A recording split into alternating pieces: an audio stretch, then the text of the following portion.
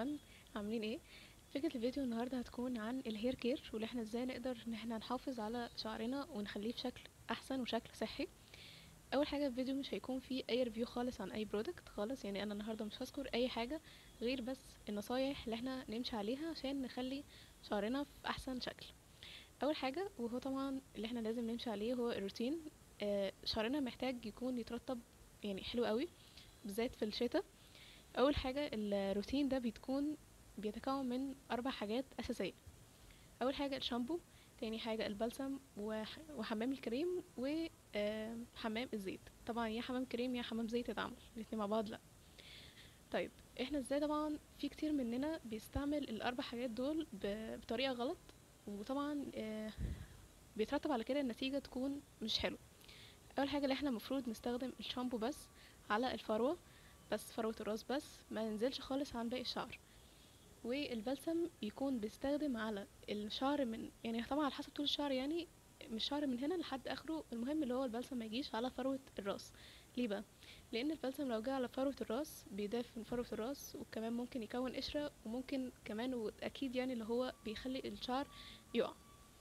وكمان حمام الكريم مفروض ان احنا نستخدمه برضو زي استخدام البلسم، اللي هو برضو من هنا لحد اخر الشعر، وما يجيش خالص على فروة الراس. يعني بتبقي حبة في ايدك عادي وعايزة تعمليه كده بس على الحتة اللي قدام تمام، بس هو ما يجيش خالص على فروة الراس، لان هو بيضعف من فروة الراس. فروة الراس دي يعني مكان اللي هو فعلا ممكن يتحسس من اقل حاجة، ممكن كمان يكون قشرة لو جاء على فروة الراس. تمام. وبرضو حمام الزيت.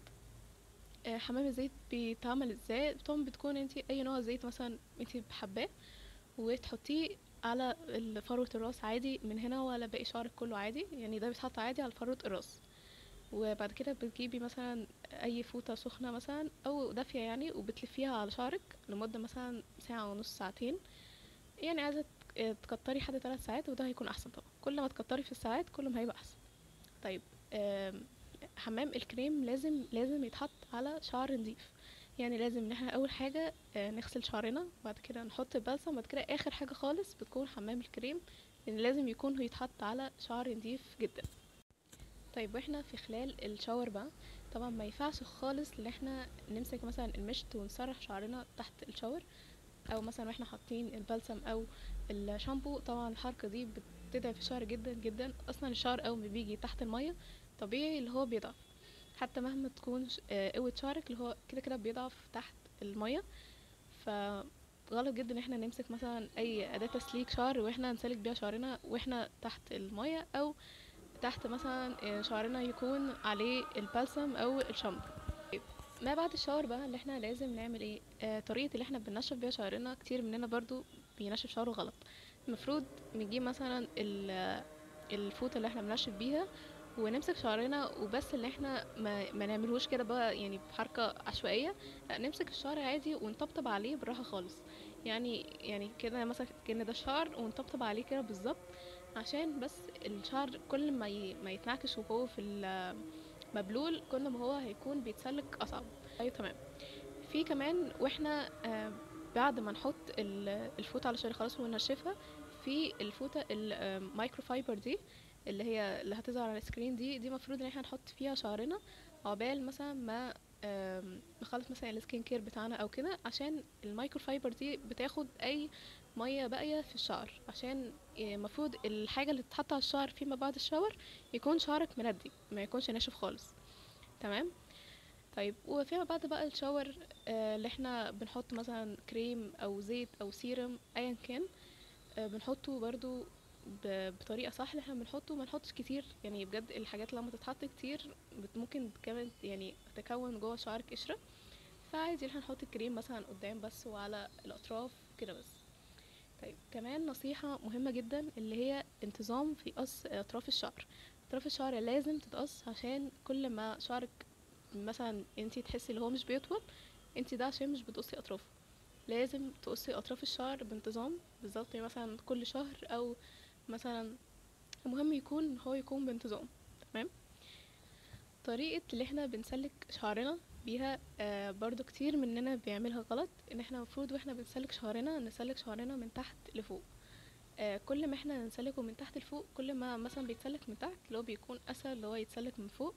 ولو احنا عملنا العكس فهو هيكون احنا بننزل يعني الشعر المتكعب اللي تحت، فهيكون معانا اصعب. وممكن كمان واحنا بنسلك شعرنا يكون كمان بيتقطع معانا واحنا مش حاسين وبيضعف كده اكتر. فاحنا المفروض كمان واحنا بنسلك شعرنا يعني نسلكه بالحته الواسعه مش حته ضيقه عشان شعرنا ما يتقطعش معانا. كمان مفروض ان احنا نقلل الحراره او نمنعها على قد ما نقدر. ولو يعني اتحطينا تحت يعني امر ما او ظرف ما احنا عايزين نحط حراره على شعرنا، اللي احنا قبليه وبعدين نحط فيه كده يعني بتاع اللي هو بيتحط حمايه الشعر.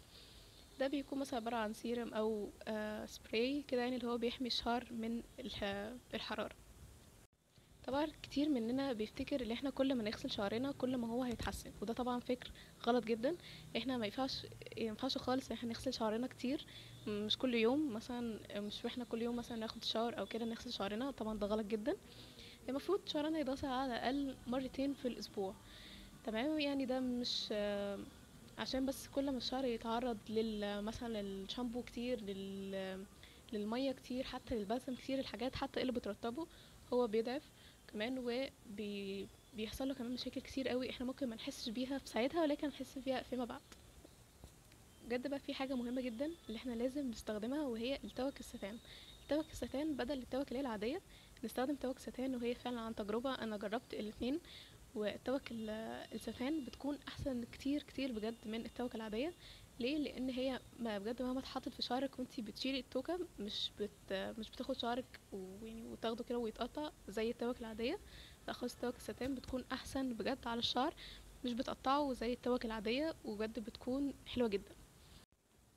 في كمان فرشه انا لسه بجد يعني مكتشفاها، وهي اسمها فرشة بتوزع مثلا السيرم او الزيت او حاجه جوه شعرنا. هي دي بتطلع على السكرين قدامكم.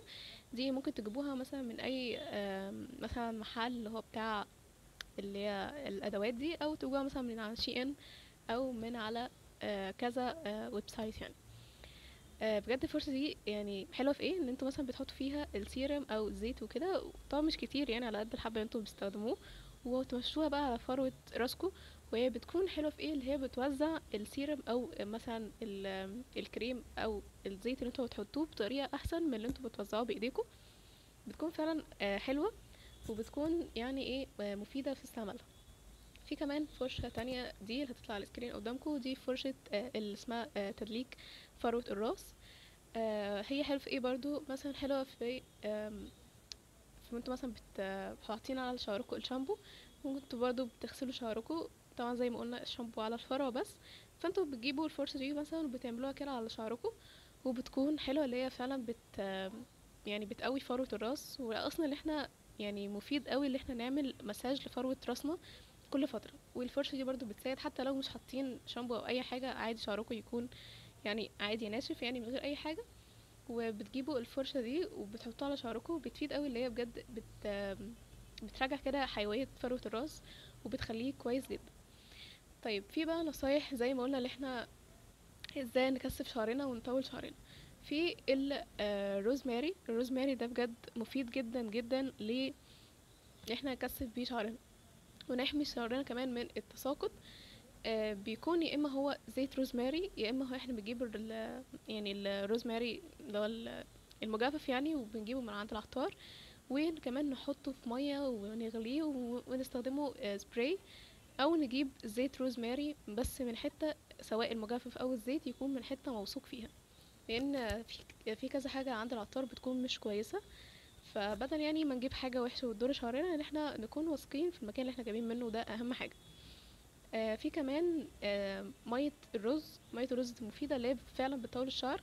كذا بجد حد قال اللي هي بتطول الشعر، وكذا نصايح من ناس كتير قوي اللي هي بتطول الشعر.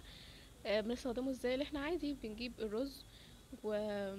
وننقعه في مية حوالي 24 ساعة يعني يوم، وناخد المية بتاعته دي برضو نحطها في اللي هي الازازة السبراي دي، ونرش بيها شعرنا. بتخلي الشعر حلو ومترطب، وبتخليه كويس جدا. اخر نصيحة هنقولها في الفيديو، وهي لازم اللي احنا ناخد فيتامينات للشعر. ولكن انا طبعا مش هقول اي اسم فيتامينات هنا خالص في الفيديو، لان انا يعني اكيد مش هينفع ان انتوا تاخدوا اي فيتامين من غير نصيحة دكتور. ولازم ان احنا فعلا ما ناخدش اي مثلا فيتامين على النت ونجيبه ونشتريه مهما اتقال عليه اللي هو حلو. لازم يكون بنصيحة الدكتور، لانه في مثلا حاجات بتأثر على حاجات وانتوا مش واخدين بالكم. فلازم يكون اي فيتامين احنا بناخده يكون من نصيحة دكتور. تمام. وطبعا اشربوا ميه كتير. الميه كتير بتخلي الشعر مترطب حلو، وكمان بشرتكم وكل حاجه في جسمكم بتتحسن بالميه. وكمان الخضار، كلوا خضار كتير قوي. الخضار حلو قوي للشعر والبشره وكل حاجه برضو. وكمان اخر نصيحه عايزه اقولها في الفيديو، اللي احنا لازم كل يوم، مش كل يوم يعني، كل ما نحس مثلا ان شعرنا هيتكعبل نصلحه على طول. وكمان يعني صبح وبالليل لازم قبل ما ننام ان احنا نكون مسرحين شعرنا كويس قوي قوي، مسلكينه وحاطينه في نيه ستان. برضو بيتجاب من اي ويب سايت، او مثلا من اي مثلا محل. وفي كمان مخدة ستان احنا المفروض نحطها وننام عليها. ليه؟ برضو عشان بتحسن شعرنا، لان اللي هي الكيس المخدة العادي ده بيقطع شعرنا، اصلا بيكون كده كده بكتيريا وكده. وايا كان لازم اللي احنا المخدة اللي احنا بننام عليها نغيرها كل فترة، يعني مش كل فترة يعني، نغيرها بطريقة مستمرة، لان هي بتكون بكتيريا، والبكتيريا دي بتدخل في شعرنا وفي بشرتنا وكل حاجة. كده يكون الفيديو بتاعنا خلاص، واتمنى ان انتوا تكونوا استفدتوا من النصايح، وانكم تمشوا على النصايح دي، ويكون شعركم في الصورة اللي انتوا عايزينها واحسن كمان. ولو عايزين اي سؤال تعالوا على المكان التاني، اسيبلكوا اللينك في اول كومنت. واشوفكم في فيديو جاي. باي.